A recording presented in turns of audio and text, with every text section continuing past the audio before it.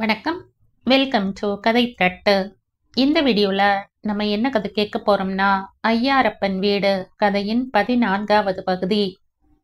நம்ம சேனலை இதுவரைக்கும் சப்ஸ்கிரைப் பண்ணாதவங்க சப்ஸ்கிரைப் பண்ணுங்க. பக்கத்தில் இருக்கிற பெல் ஐகானை கிளிக் பண்ணி ஆல்ங்கிற ஆப்ஷனை ப்ரெஸ் பண்ணுங்க. ஸோ தட் நான் போடுற கதைகளை உடனுக்குடனே நீங்கள் கேட்கலாம். வாங்க கதைக்குள்ளே போகலாம். சாமிநாதனுக்கு தன் பெண் வராதது மிகவும் வருத்தமாக இருந்தது. ஆனால் அவரை விட சுப்புதான் இதனால் மிகவும் பாதிக்கப்பட்டார். ஏன் இருக்காது? அவர் தன் அக்காவை மிகவும் நேசித்தவர். சிறு வயதில் அம்மாவும் போய்விட அக்காவிடமே அதிகம் ஒட்டி கொண்டவர். அவளும் அந்த காலத்தில் இவர் மேல் பாசமாகத்தான் இருந்தாள். அவள் திருமணம் முடிந்து புக்ககம் சென்றதும் இவர்களின் சிநேகம் படிப்படியாக குறைய ஆரம்பித்தது. அவள் கணவர் ஒரு மோட்டார் கம்பெனியின் ஹைதராபாத் கிளையின் சேல்ஸ் மேனேஜராக இருந்தார். ஆட்டோமொபைல் என்ஜினியரிங் படித்திருந்த அவர் விற்பனையில் புதிய முறைகளை புகுத்தி கம்பெனியின் விற்பனையை அதிகரித்ததால் அவருக்கு கம்பெனியில் நல்ல பெயரும் புகழும் கிடைத்தன. பணம் கைகளில் தாராளமாக புரண்டது. இது அவர்களின் வாழ்க்கை தரத்தை உயர்த்தியது மட்டுமல்லாமல் அவர்களின் குணத்தையும் மாற்றிவிட்டது. இவள் லேடிஸ் கிளப், சங்கீத சபா என்று புழங்க ஆரம்பித்தாள். இவளின் சிநேகிதிகளும் இவளை ஏற்றிவிட நட்பு வட்டாரம் பெருகி உறவினர் வட்டாரம் சுருங்க ஆரம்பித்து விட்டது. கொஞ்சம் கொஞ்சமாக தங்கள் உறவினர்களை தவிர்க்க ஆரம்பித்தாள். இதற்கிடையில் அவள் பிள்ளை மனோஜும் பெரியவனாகிவிட்டான். கார், பங்களா, எடுப்பிடிக்கு ஆட்கள் என்ற வசதி பெருக பெருக அவன் நட்பு வட்டாரமும் பெருக ஆரம்பித்து விட்டது. நல்ல நண்பர்கள் அமைவதற்கு கொடுப்பினை வேண்டும் இல்லையா? ஆங்கிலத்தில் ஒரு சொற்றொடர் உண்டு. It is not an achievement to have 100 friends a year, but it is if you have a friend for 100 years என்று. இவனுக்கு அந்த கொடுப்பினை இல்லாததாலும் பெற்றோரின் நேரடி கண்காணிப்பு இல்லாததாலும் இவனை கேட்பார் இல்லாமல் போய்விட்டது. நண்பர்கள் சும்மா விடுவார்களா?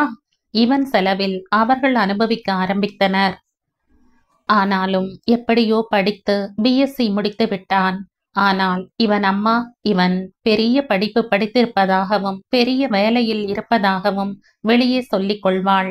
இதை சுப்புவும் நம்பி தன் பெண் சுபாவை அவனுக்கு கொடுக்கலாம் என்ற ஒரு எண்ணம் வைத்திருந்தார். இதை நளினியிடமும் அடிக்கடி சொல்லுவார். ஆனால் இந்த எண்ணம் நளினிக்கு சுத்தமாக பிடிக்கவில்லை. ஒன்று, அவளுக்கு நாத்தனாரை பிடிக்காது.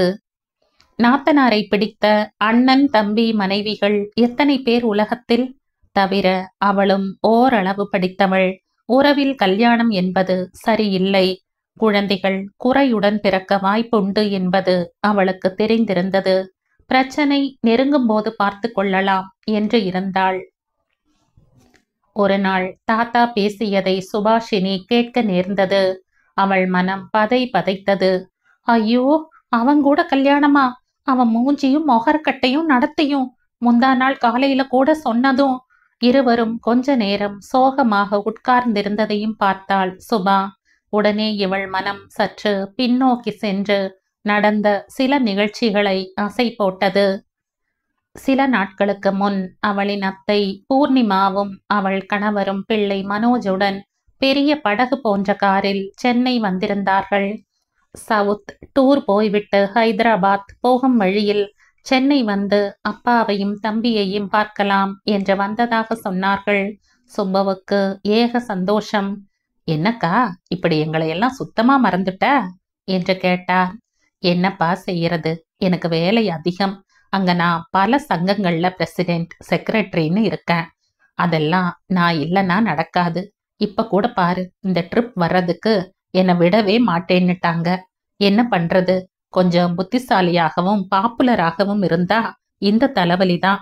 இவர் கூட சொன்னாரு, நாம சோழா ஷெரிட்டன்ல தங்கிட்டு உங்களை எல்லாம் வந்து பார்க்கலாம். அனாவசியமா உங்களுக்கெல்லாம் தொந்தரவு தர வேண்டாம்னு சொன்னார். நான் தான் அதெல்லாம் வேண்டாம், கொஞ்சம் அசௌகரியம் தர வேண்டாம் என்றார். கொஞ்சம் அசௌகரியம் இருந்தாலும் நம்ம மனுஷானி இருக்கச்சே அங்கதான் நேரே போகணும்னு சொல்லிட்டேன் என்றாள். ரொம்ப தேங்க்ஸ்கா, உங்களுக்கு எந்த அசௌகரியம் இல்லாம நான் பாத்துக்கிறேன் என்றார் சுப்பு. அவள் கணவரானால் யாருடனும் எதுவும் பேசாமல் கெத்தாக உட்கார்ந்து கொண்டிருந்தார்.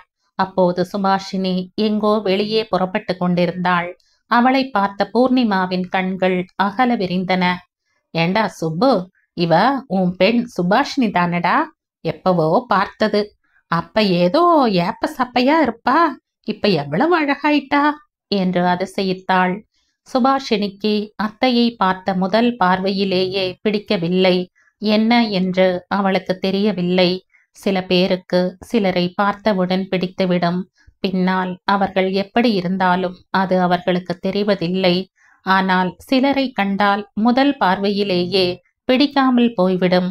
அப்புறம் அவர்கள் எது செய்தாலும் குற்றம்தான். இந்த அத்தை இரண்டாவது ரகம். அதிலும் பூர்ணிமா பேசிய நடந்து கொண்ட விதமும் சுபாவின் வெறுப்பை வளர்க்கத்தான் செய்தது. ஹேய், யாரது இந்த தேவதை என்று கேட்டுக்கொண்டே அங்கு வந்தான் மனோஜ். பச்சை கலரில் முக்கால் பேண்ட்டும் ஆரஞ்சு கலரில் கட் பனியனும் இருந்தான். திடுக்கிட்டு திரும்பியவள் இவனை பார்த்ததும் கண்ணை சுருக்கினாள். யாரது இந்த கோமாளி என்று நினைத்து கொண்டாள். என்னடா முழிக்கிற? எல்லாம் உன் முறை பொண்ணுதான், நம்ம சுபாடா என்றாள். சுபா, இது உன் அத்தா மனோஜ் என்றாள். ஹாய் பேபி என்றவன் அவள் முதுகில் லேசாக கை வைக்க போனான். பளிச்சென்று விலகி கொண்ட சுபா அவனை முறைத்து பார்த்தாள். சிகரெட் நாற்றம் ஊரை தூக்கியது. அவனது இந்த செய்கை அவளுக்கு அருவருப்பூட்டியது. இடியட், மேனஸ் தெரியாத மடைய. சட்டென்ற நிலைமையை சமாளித்த சுப்பு, வாங்க 2 பேரும் சாப்பிடலாம். சுபா, நீ போய் தாத்தாவையும் சாப்பிட கூட்டி கொண்டு வா என்றார். சாரி அங்கிள், நான் வெளியே சாப்பிட்டுட்டேன். லாங் டிரைவ் வந்தனா உடம்பு அசதியா இருக்கு, தூங்கணும். ஹாய் பேபி, பெட்ரூம் எங்க இருக்குன்னு காட்டுறியா என்றான் மனோஜ். போமா, போய் நம்ம கெஸ்ட் ரூம் காண்பி என்றார் சுப்பு. வேண்டா வெறுப்பாக அவனை அழைத்து கொண்டு சென்றாள் சுபா. ஓ இதானா, பரவாயில்ல, நான் அட்ஜஸ்ட் பண்ணிக்கிறேன். ஆமா, உன் பெட்ரூம் எங்க என்று கேட்டான் மனோஜ். ஏனோ இந்த கேள்வி அவளுக்கு பிடிக்கவில்லை. எனக்கு தனியா பெட்ரூம்னு கிடையாது, நானும் வினோவும் ஹால்ல தான் தூங்குவோம் என்றாள். அது சரி, நீ மாடர்ன் ட்ரெஸ் எல்லாம் போட்டுப்பியா? மாட்டேன், அப்பாவுக்கு அதெல்லாம் பிடிக்காது. ஆனா எனக்கு பிடிக்குமே. போகட்டும், உன்னோட ரீடிங் டேஸ்ட் எப்படி? இங்கிலீஷ் புக்ஸ் எல்லாம் படிப்பியா இல்ல தமிழ் மட்டும்தானா? எனக்கு எல்லாம் பிடிக்கும், நிறைய இங்கிலீஷ் புக்ஸ் படிப்பேன். நான் ஆந்திராவிலேயே ரொம்ப நாள் இருக்கிறதுனால தெலுங்குல தான் என் டேஸ்ட். ஆனா என் லைஃப் ஸ்டைல் எல்லாம் வெஸ்டர்ன் பேஸ்டு. இது எதுக்கு சொல்றேன்னா, நீ அங்க வந்தப்புறம் இதுக்கெல்லாம் அட்ஜஸ்ட் பண்ணிக்கணும். இது என்ன புதுக்கதை? நான் ஏன் அங்க வரணும்? ஏன்னா எனக்கு உன்னை ரொம்ப பிடிச்சிருக்கு. என்னை கல்யாணம் பண்ணிண்டா அங்கதானே வரணும். ஆட அப்படியா? ஆனா எனக்கு உன்னை பிடிக்கலையே. நீ இந்த முட்டாள்தனமான ஐடியாவை டிராப் பண்ணிட்டு அங்க ஒரு தெலுங்கு பொண்ணை பண்ணிக்கோ. ஆமா, இந்த ஐடியாவை உனக்கு யார் கொடுத்தா? ஏன் உங்க அப்பாவுக்கு இந்த மாதிரி ஒரு எண்ணம் இருக்கிறது உனக்கு தெரியாதா என்ன? தெரியாது. அப்படியே இருந்தாலும் அந்த எண்ணத்தை நான் மாத்திடுவேன். அதனால ப்ளீஸ் கம் டு ரியாலிட்டி என்று சொல்லிவிட்டு நகர்ந்து விட்டாள். அடுத்த நாள் காலை மனோஜ் மெதுவாக மொட்டை மாடிக்கு போவதை பார்த்தாள். ஆமாம், இவன் எதற்கு அங்கு போகிறான் என்று சிந்தித்தவள் திடீரென்று பொறி தட்டினாற் போல வினோ துவைத்த துணிகள் எல்லாவற்றையும் உலர்த்த மொட்டை மாடிக்கு போயிருக்கிறாளே, இவன் போய் அவளிடம் ஏதாவது வம்பு செய்ய போகிறானே என்று நினைத்தவள் அங்கு விரைந்தாள். அவள் நினைத்தது சரிதான். வினோதினி துணி உலர்த்தி கொண்டிருந்தாள். பின்னாலேயே சென்ற மனோஜ் திடீரென்று அவள் கண்களை பொத்தினான். திடுக்கிட்டு திரும்பிய அவள் ஒரு கணம் திகைத்துவிட்டு பளீரென்று அவன் கன்னத்தில் அறைந்தாள். இந்த வேலையெல்லாம் என்னிடத்தில் வேண்டாம் என்றவள் விரைந்து கீழே இறங்கிவிட்டாள். இத்தனையும் தூரத்திலிருந்து பார்த்து கொண்டிருந்த சுபா, தேவலையே, நாமா இருந்தா ஒருவேளை அழுதிருப்போமோ என்னவோ, வினோ ரொம்ப தைரியசாலிதான் என்ற மனதுக்குள் அவளை மெச்சிக்கொண்டாள். மனோஜ் இதை பற்றி யாரிடமும் மூச்சு விடவில்லை என்பது அவன் அம்மா எல்லோரிடமும் வழக்கம் போல பீற்றிக் கொள்வதிலிருந்து தெரிந்தது. அடுத்த 2 நாட்களில் அவர்கள் கிளம்பி சென்று விட்டனர். அதற்குள் மனோஜ் 2-3 முறை சுபாவை தனியே பார்த்து பேச முயற்சித்தான். சுபா அதற்கு இடமே கொடுக்கவில்லை. அவர்கள் கிளம்பும்போது சுப்பு கலங்கிய கண்களோடு விடை கொடுத்தார். அக்கா, ஜாக்கிரதையா போயிட்டு வா. அடிக்கடி தொடர்புல இரு. அக்கா, நம்ம உறவு முறை இப்படி விட்டேத்தியா இருந்தா எப்படிக்கா? நாம இன்னும் நெருங்கி வரணும்னு ஆசைப்படுறேங்க்கா. புரிஞ்சுப்பேன்னு நினைக்கிறேன் என்றார்.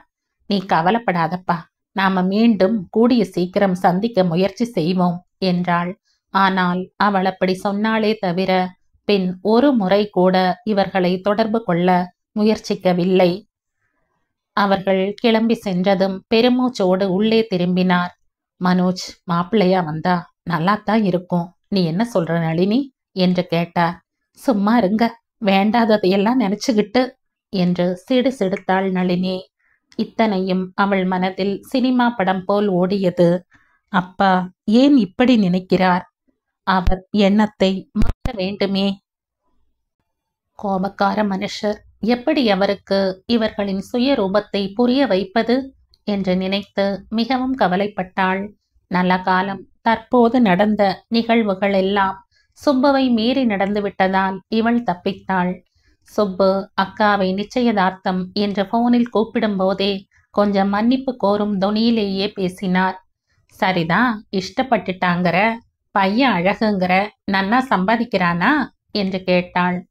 பரவாயில்ல என்று சுப்பு இழுத்தார். மனோஜுக்கு இப்பவே வருஷத்துக்கு 20 லட்சம் வருது. அடுத்த வருஷம் வைஸ் பிரசிடென்ட் ஆக போறான். அப்போ இன்னும் 10-15 கூட வரும். நிறைய பேர் இப்பவே ஜாதகம் கேட்குறாங்க.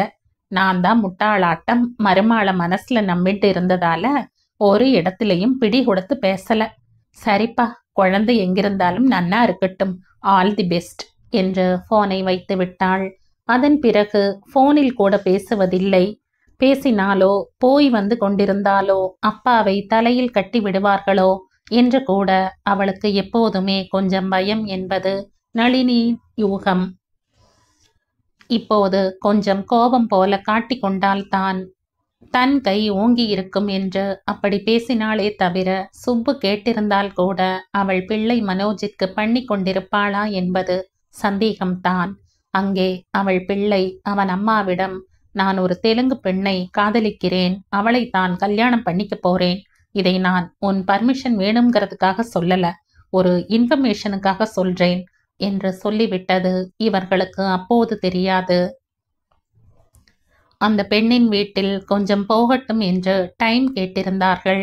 அவர்களுடைய மூத்த பெண்ணிற்கு கல்யாணமாகவில்லை. இப்போது இவளுக்கு தமிழ் பேசுகிறவர்கள் வீட்டில் திருமணம் நடந்துவிட்டால் அந்த பெண்ணிற்கு வரனே அமையாதாம். இந்த லவ் விஷயம் எல்லாம் ஹைதராபாத் போய் வந்த இவர்கள் உறவினர் ஒருவர் வந்து 1 வாரம் முன்புதான் சொன்னார். அவர் அதை மட்டும் சொல்லவில்லை. மனோஜ் ஒரு கம்பெனியில் சாதாரணமான சேல்ஸ்மேன் உத்தியோகம்தான் பார்க்கிறானாம். குடியில் ஆரம்பித்து ஒரு கெட்ட பழக்கத்துக்கும் குறைவில்லையாம். அப்பாவிற்கும் பிள்ளைக்கும் கடவுள் அருளால் பிழைத்தோம் என்று நிம்மதியாயிற்று. ஆனால் சம்பந்தம் செய்து கொள்ளாவிட்டால் என்ன?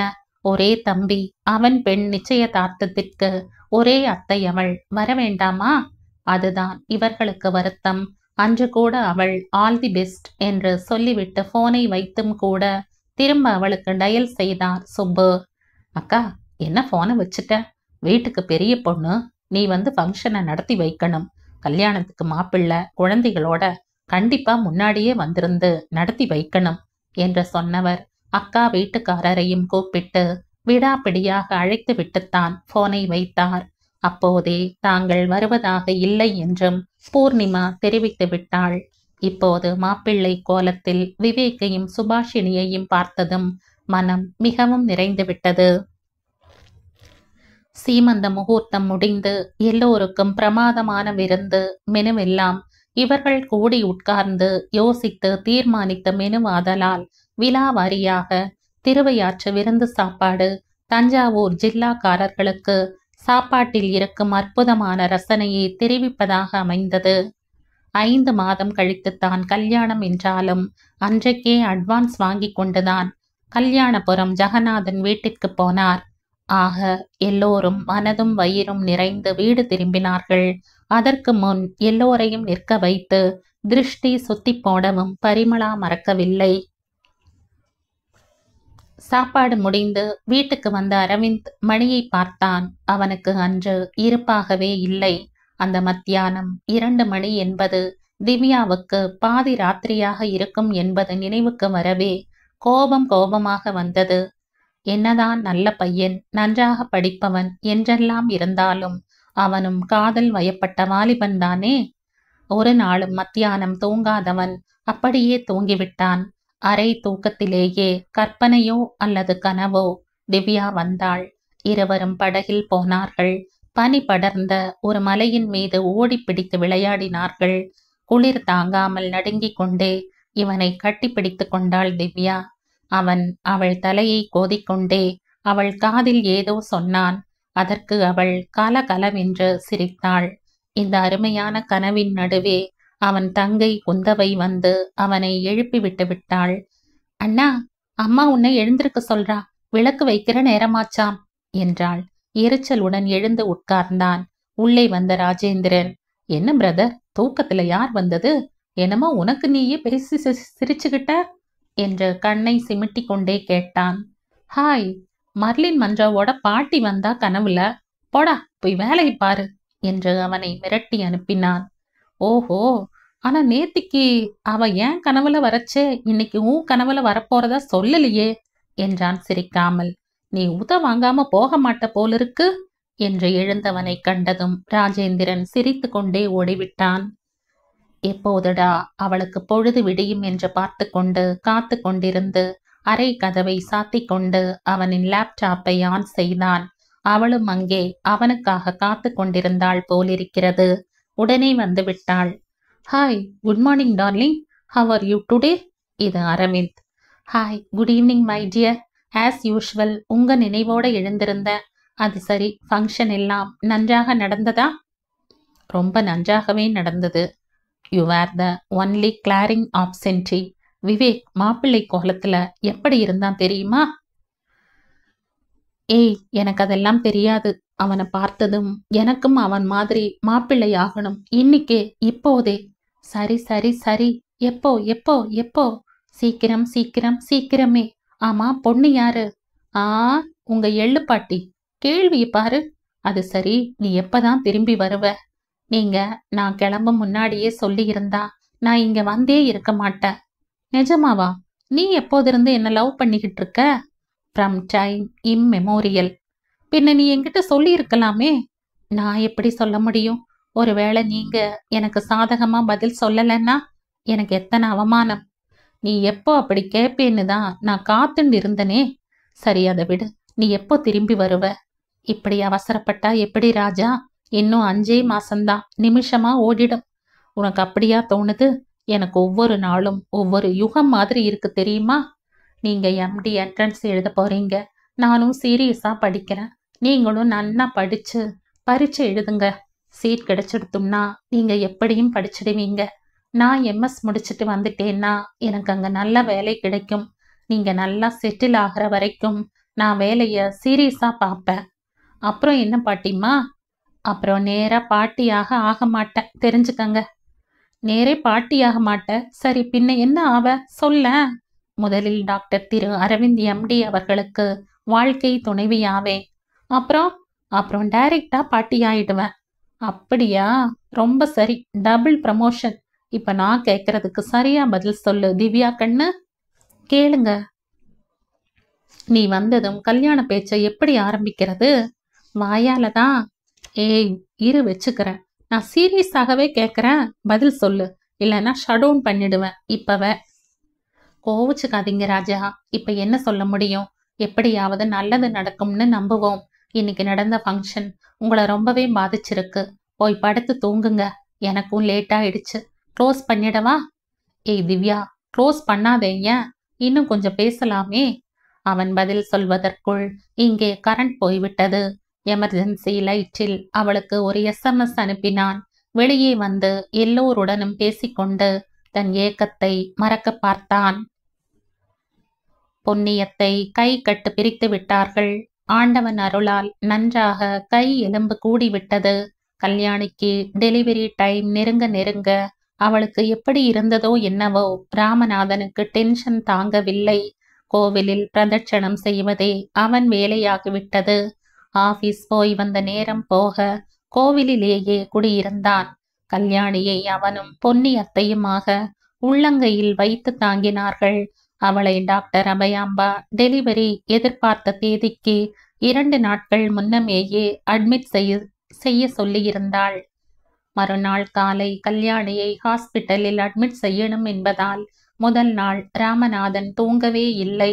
கல்யாணிக்கானால் அவன் தவிப்பு வேடிக்கையாக இருந்தது, ஆச்சரியமாகவும் ஆனந்தமாகவும் இருந்தது. இந்த ராமநாதன் அவளுக்கு புதுசு. கல்யாணமான புதிதில் எல்லாம் அவனுக்கு பாவம் அதிகமாக பேசக்கூட தெரியாது. இவளும் ரொம்ப அமைதியான டைப். ஆக ஒருவர் கையை ஒருவர் பிடித்து கொண்டு மௌனமாக சிவகங்கை தோட்டத்திலோ குளத்தங்கரையிலோ பெரிய கோவில் பிரகாரத்திலோ ஒரு ஓரமாக உட்கார்ந்திருப்பார்கள். அடிக்கடி கல்லணை முக்கொம்பு என்று போய் வந்து நாளை சந்தோஷமாக கழித்து விட்டு வருவார்கள். மாமியாரா நாத்தனாரா யார் தடுப்பவர்? பொன்னியை பொறுத்தவரை சின்னஞ்சிறுசுகள் மகிழ்ச்சியாக இருக்கட்டும் என்று நினைத்து அதை பார்த்து தானும் சந்தோஷப்படுவாள். நிறைய நாட்கள் ஹோட்டல் மங்களாம்பிகாவில் இருந்து டிஃபன் வாங்கி வருவான். ஸ்டேஷன் அருகே ஆபீஸ் என்பதால் முக்கால்வாசி நாட்கள் கதம்பம் நிறைய வாங்கி வருவான். கல்யாணிக்கு கதம்பம் ரொம்பவே பிடிக்கும். சுவாமிக்கு வைத்துவிட்டு தானும் நிறையவே சூட்டிக்கொள்வாள். செவ்வாய் வெள்ளிக்கிழமைகளில் காமாட்சியம்மன் கோவிலுக்கு கண்டிப்பாக போவார்கள். இருவருமாக உட்கார்ந்து பேசினால் தங்கள் இருவருக்கும் தான் நிறைய மனிதர்கள் இல்லை. அதனால் தாங்கள் 1-2 குழந்தைகளுடன் எல்லாம் நிறுத்தி கொள்ளக்கூடாது, குறைந்தது 4 குழந்தைகளாவது பெற்றுக்கொள்ள வேண்டும் என்றெல்லாம் பேசிக்கொள்வார்கள். அடுத்தது அந்த குழந்தைகளை எப்படி எவ்வளவு அதிகபட்சம் நல்லவர்களாக வளர்க்க வேண்டும் என்று திட்டம் போடுவார்கள். இதுபோல் எத்தனையோ ஆரம்ப கால கனவுகள். ஆனால் குழந்தை பிறக்க இத்தனை ஆண்டுகள் ஆன போதும் அவன் ஒரு நாளும் தன் நிராசையை காட்டிக்கொண்டான் இல்லை. அதன் காரணமாக அவளை சிறுமைப்படுத்தவும் இல்லை. என்றைக்காவது அவள்தான் யாருடனும் பேச மாட்டாள், ஒரு ஓரத்தில் உட்கார்ந்து அழுவாள். அந்த மாதிரி நேரங்களில் எல்லாம் பலவற்றையும் பற்றி பேசி அவளை சமாதானப்படுத்துவது அவனாகத்தான் இருக்கும். சின்ன வயதிலிருந்து தான் பட்ட கஷ்டங்களுக்கு ஒரு தீர்வாய் வந்த தேவதை அவள் என்று அவளை அணைத்து தேற்றுவான். தன் தேவதை தானும் சிரித்து என்னையும் சிரிக்க வைக்க வேண்டுமே தவிர ஒரு நாளும் கண்களில் பொட்டு கண்ணீர் சிந்துவதை தான் அனுமதிக்க முடியாது என்பான். இத்தனை அன்புக்கும் மேலேயே ஒரு படி அன்பை இவள் கர்ப்பமாக இருந்த மாதங்களில் அவள் மேல் சொரிந்தான். தினமும் ஒரு சின்ன துண்டு ஸ்வீட்டாவது வாங்கி வருவான். வெளியே ரொம்ப போக மாட்டார்கள். நடுவில் வாழ்க்கையில் ஒரு தொய்வு ஏற்பட்டது போல உணர்ந்தவர்கள் இந்த சில மாதங்கள் முழுவதும் தங்களுடைய 2வது வசந்தமாகவே உணர்ந்தார்கள். இப்போது பிரசவ நேரம் நெருங்க நெருங்க கல்யாணியை விட இவன்தான் பயத்தில் டென்ஷனிலேயே இருந்தான். உடம்பே இளைத்து விட்டது. அத்தை இவனுக்கும் ராத்திரியில் ஹார்லிக்ஸும் பேரிச்சம்பழமும் கொடுப்பாள். எனக்கு எதற்கு அத்தை, அவளுக்கு கொடுங்கள் என்று அவன் சொன்னால், இதைத்தான் குறத்தி பிள்ளை பெற்றால் குறவன் மருந்து சாப்பிடுவது என்பார்கள் என்று பாதி தனக்கும் பாதி அவனுக்கும் கேட்கிற மாதிரி முணுமுணுப்பாள். ஹாஸ்பிட்டலுக்கு போகும் நாளும் வந்துவிட்டது. நல்ல வேளை பார்த்து தலையில் வேப்பிலை சொருகி பரிமளாவும் பொன்னியும் கல்யாணியுடன் ஏறிக்கொள்ள ராமநாதன் வண்டி ஓட்ட ஐயாரப்பன் காம்பவுண்ட் மனிதர்கள் எல்லோரும் வந்திருந்து நல்லபடியாய் போய் பிரசவித்து கையும் குழந்தையுமாய் வந்து சேரம்மா என்று வாழ்த்தி அனுப்பினார்கள். டாக்டர் செக்கப் செய்துவிட்டு அநேகமாக நாளைக்கு சிசேரியன் செய்து விடுவேன் என்றாள். பரிமளா உடனே மறுநாள் என்ன நட்சத்திரம் என்று பார்த்து கொண்டாள். பரணியாக இருக்கவே பொன்னியிடம் சொல்லி சந்தோஷப்பட்டாள். அந்த 24 மணி நேரம் ராமநாதனை நல்லபடியாக கவனித்துக் கொள்வதே சீனிவாசன், சுப்பு எல்லோருக்கும் பெரிய வேலையாக இருந்தது. ஆபரேஷன் தியேட்டருக்கு போகும் முன் கல்யாணி தைரியமா இருங்க என்று ராமநாதனுக்கும் மற்றவர்களிடம் அவரை பார்த்துக்கங்க என்றும் சொல்லிவிட்டு போனாள்.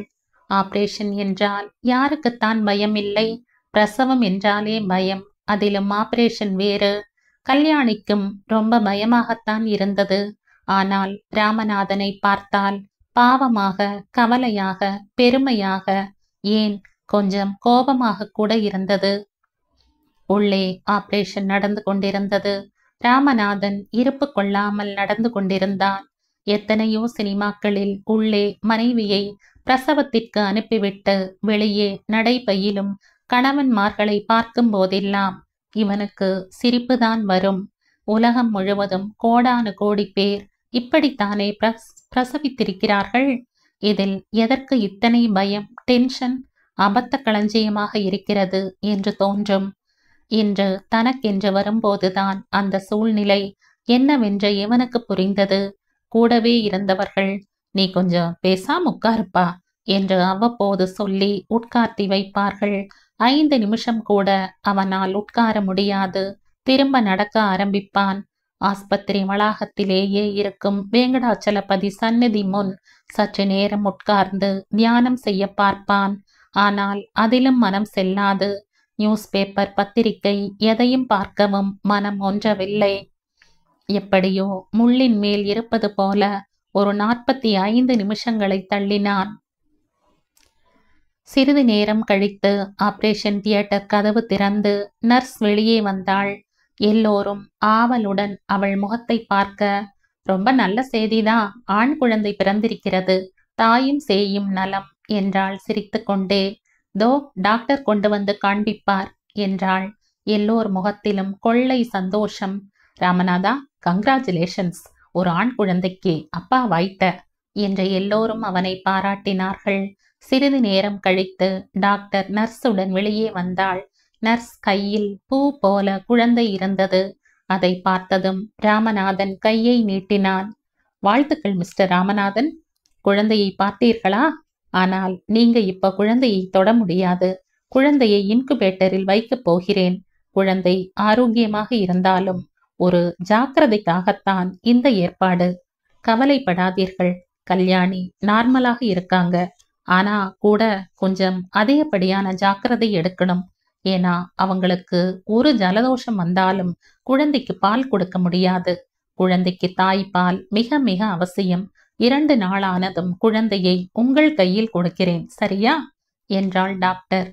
டாக்டர், உங்களுக்கு எப்படி நன்றி சொல்வோம் நாங்க என்றாள் பொன்னி. இவ்வளவு பெரிய சந்தோஷத்தை கொடுத்த உங்களை நாங்க இந்த ஜென்மம் பூரா மறக்க மாட்டோம் டாக்டர் என்றான் ராமநாதன். அதெல்லாம் ஒன்றுமில்லையம்மா, இது என் கடமை இல்லையா? எனக்கும் ரொம்ப சந்தோஷம்தான். 1 வாரம் கல்யாணி இங்கேயே இருக்கட்டும். நீங்க வந்து போகலாம், பேசலாம். ஆனா அவளுக்கு ரொம்ப ஸ்ட்ரெயின் கொடுக்காதீங்க. யாருக்காவது ஜுரம், ஜலதோஷம்னு இருந்தா கல்யாணி கிட்டையே போகாதீங்க. ஆமாம், குழந்தை என்ன நட்சத்திரமா என்று கேட்டாள் டாக்டர். தரணி ஆளும் நட்சத்திரம்தான் டாக்டர், என் பேரன் என்றாள் பொன்னி. ஓ, பரணி நட்சத்திரமா? ஆல் தி பெஸ்ட் என்று சிரித்தபடி தன் காரை நோக்கி நடந்தாள் டாக்டர். ராமநாதன் தன் வீட்டிற்கு திரும்பி வந்து காம்பவுண்டின் கேட்டை தாண்டி உள்ளே நுழைகையில் மேலே இருந்து பூ மழை தூவி பட்டாசு வெடித்து அமர்க்களப்படுத்தி விட்டார்கள் சின்னவர்கள் எல்லோருமாக சேர்ந்து. குழந்தையை பார்த்த அந்த நிமிடத்தில் தன் மனதில் தோன்றிய உணர்ச்சிகளை அசை போட்டு ஆனந்தப்பட்டு கொண்டிருந்த ராமநாதனுக்கு இந்த பூமழை ஆனந்த அதிர்ச்சியாக இருந்தது. எல்லா குழந்தைகளும் கை கொட்டி சிரித்து வெல்கம் ஹோம் நியூ டாடி என்று பாடினார்கள். ராமநாதனும் சிரித்து கொண்டே எல்லோருக்கும் கை அசைத்து நன்றி சொல்லி உள்ளே போனான். அங்கிள், கல்யாணி ஆன்டி குழந்தையோட வீட்டுக்கு வந்த பிறகு கொஞ்ச நாள் ரொம்பவே சத்தம் கூடாதுன்னு சொல்லியிருக்காங்க பெரியவங்க. அதான் இன்னைக்கே உங்களுக்கு கிராண்ட் வெல்கம் கொடுத்துட்டோம் என்றனர். 1 வாரம் கழித்து கல்யாணியை குழந்தையோடு வீட்டுக்கு அனுப்பும்போது டாக்டர் நிறைய ஜாக்கிரதைகள், புத்திமதிகள் சொல்லி அனுப்பினாள். 1 மாதம் கழித்து பெயர் சூட்டும் விழா வைங்க. ரொம்ப தவிர்க்க முடியாதவங்களை மட்டும் கூப்பிடுங்க போதும். அவங்க மூலமா ஏதாவது இன்ஃபெக்ஷன் வந்துடக்கூடாது. குழந்தைக்கு பார்த்துக்கங்க. குழந்தை கல்யாணியை தவிர வேற யாரும் தூக்கக்கூடாது கொஞ்ச நாளைக்கு. குழந்தைக்கு குளிப்பாட்டி விட 2 மாசத்துக்கு ஒரு நர்ஸ் அனுப்புறேன். ரொம்ப மென்மையா குளிப்பாட்டி விடுவாள். அப்புறம் ரொம்ப முக்கியமானது, கல்யாணி இருக்கும் ரூமை துளி கூட தூசி இல்லாம பாத்துக்கங்க என்று பெரிய லெக்சர் அடித்து விட்டாள். எல்லா விஷயங்களையும் துளி கூட மாறாமல் அப்படியே கடைபிடித்தார்கள். குழந்தைக்கு பிரகதீஷ்னு பெயர் வைக்கணும் என்று ராமநாதன் சொன்னதும் பொன்னியும் கல்யாணியும் சந்தோஷமாக ஒப்புக்கொண்டார்கள். ஐயாரப்பன் காம்பவுண்டே சந்தோஷத்தில் மிதந்தது. திவ்யா இந்தியா திரும்ப வேண்டிய நாள் நெருங்கிக் கொண்டிருந்தது. அவள் ஒரு நாள் போனில் பேசும்போது, அம்மா, நான் எம்எஸ் முடித்ததும் எனக்கு இங்கேயே நல்ல சம்பளத்தில் வேலை கிடைக்கும், நீ என்னம்மா சொல்ற என்று கேட்டாள். லக்ஷ்மி பட்டென்று, என்ன நினைச்சுண்டு நீ இந்த கேள்வியை கேட்கிற?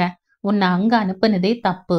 பரீட்சை எழுதி முடிச்ச உடனேயே ரிசல்ட்டுக்கு கூட காத்திருக்காம மூட்டை முடிச்ச கட்டிண்டு வீடு வந்து சேரு என்று கராராக சொல்லிவிட்டாள். சீனிவாசன் கூட கொஞ்சம் சமலப்பட்டார். எதுக்கு உடனே யோசிக்காம வேண்டாம்னுட்ட என்று கேட்டார். பின்ன என்னங்க, உங்க பொண்ணு பேசினதை கேட்ட அப்புறம் அடுத்தது அங்கேயே ஒரு பையனை கல்யாணம் கூட பண்ணிடுவாளோன்னு பயமா இருக்கு என்றாள் லக்ஷ்மி. சேச்ச, அப்படியெல்லாம் பண்ணிக்கிற எண்ணம் இருந்தா இத்தனை நாள்ல சொல்லியிருப்பாடி. அவங்க வேலை பார்த்தா இங்க எல்லாம் நினைச்சு கூட பார்க்க முடியாத அளவு சம்பளம் வரும் தெரியுமா என்றார். பணம் வரும், ஆனா பொண்ணு வாழ்க்கை நன்னா அமையணுமா வேண்டாமா அதையும் யோசிக்கணும் இல்லையா என்றாள் லக்ஷ்மி. அதுக்கில்ல லட்சுமி, கொஞ்ச நாள் அங்கேயே இருந்து நன்னா சம்பாதிச்சுண்டு வந்தாள்னா நன்னா செலவழிச்சு அவளுக்கு பெரிய இடமா பார்க்கலாம். நாமளும் இன்னும் 2 பெண்களை வச்சுண்டு இருக்கோமே, அதனால தான் சொன்னேன் என்றார். அந்த கதையே வேண்டாம். ஒரு தரம் அவ சம்பாதிச்சு ருசி கண்டாச்சுன்னா அவளுக்கும் சரி நமக்கும் சரி. அப்புறம் அவளுக்கும் கல்யாணம் பண்ற எண்ணமே போயிடும். நல்லபடியா படிப்பு முடிச்சுட்டு வந்து சேர சொல்லுங்க என்று கண்டித்து சொல்லிவிட்டாள். அந்த வெள்ளிக்கிழமை அன்று அரவிந்திற்கு ஹாஸ்பிட்டல் டியூட்டி ஏதும் போடாததால் சீக்கிரமே வீடு திரும்பி விட்டான். லக்ஷ்மி சுந்தராவோடு உட்கார்ந்து பேசிக்கொண்டிருந்தாள். வேற என்ன? அன்று திவ்யா போனில் கேட்டது சீனிவாசனோட அபிப்பிராயம். தான் சொன்ன பதில் எல்லாவற்றையும் கொட்டி தீர்த்து கொண்டிருந்தாள். தனக்கு அதில் சுவாரஸ்யம் இல்லாதது போல காட்டிக்கொண்டு தன் ரூமில் உட்கார்ந்திருந்தாலும் அவர்கள் பேசுவதை கவனமாக கேட்டுக்கொண்டிருந்தான். அவனுக்கு கோபமாக வந்தது. அவள் எப்படி அப்படி கேட்கலாம்? ஒரே ஆத்திரம். 3 மணி நேரத்தை எப்படியோ கழித்துவிட்டு திவ்யாவை ஆன்லைனில் கூப்பிட்டான். ஏய், என்ன நினைச்சுட்டு இருக்க உன் மனசுல என்றான். உங்களையே தான் நினைச்சுட்டு இருக்க, வேற என்ன நினைப்ப எனக்கு? இந்த கதையெல்லாம் வேண்டாம். இன்னைக்கு காத்தால உங்க அம்மா கிட்ட என்ன பேசின? என்னென்னவோ பேசின, குறிப்பா ஒன்னும் நினைவுக்கு வரலையே. ஓஹோ, ஞாபகம் வரலையா? நான் ஞாபகப்படுத்துறேன். அங்கேயே வேலை பார்க்கட்டுமான்னு கேட்டியாமே. ஓ, அதை கேட்குறீங்களா? ஆமா, கேட்டேன். ஏய், என்ன நெஞ்செழுத்தம் உனக்கு? நான் ஒருத்தன் இங்க பேக்கு மாதிரி காத்து கொண்டிருக்கேன், நீங்க அங்கேயே வேலை பார்ப்பீங்களோ? பேக்குன்னே கூட சொல்லலாம். ஏய், திமிரா உனக்கு? நானும் உனக்கு ஒரு நியூஸ் சொல்றேன், கேட்டுக்கோ. எனக்கும் நியூசிலாந்துல மேல் படிப்புக்கு சீட் கிடைக்க நல்ல சான்ஸ் இருக்கு. அதுக்கு அப்ளை பண்ண போறேன். நானும் கிளம்புறேன். ஓகே? ஐயையோ, அப்புறமா நான் என்ன பண்ணுவேன்? சும்மா விளையாடின அரவிந்த் டியர், அதுக்குள்ள இவ்வளவு கோபமா? Sorry, really sorry. நான் இங்கிருந்தே கன்னத்துல போட்டுக்கிறேன். நன்னா வலிக்கிற மாதிரி 4 தரம் போட்டுக்கோ. இது ஒரு விளையாட்டா?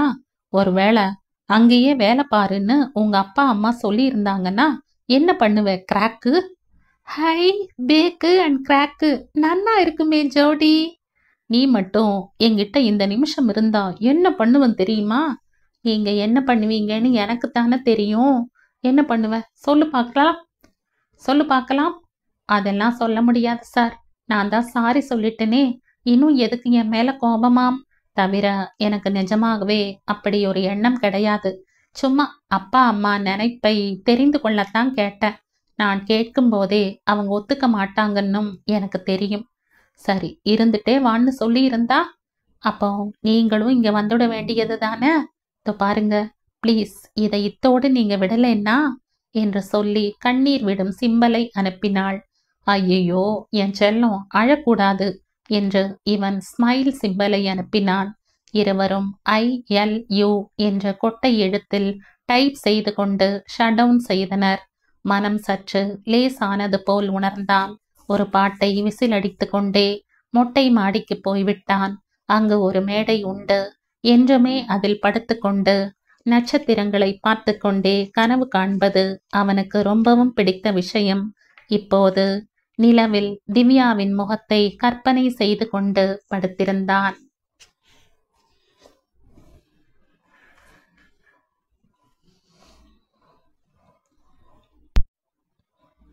இந்த கதையின் தொடர்ச்சியை அடுத்த பதிவில் கேட்கலாம். நன்றி.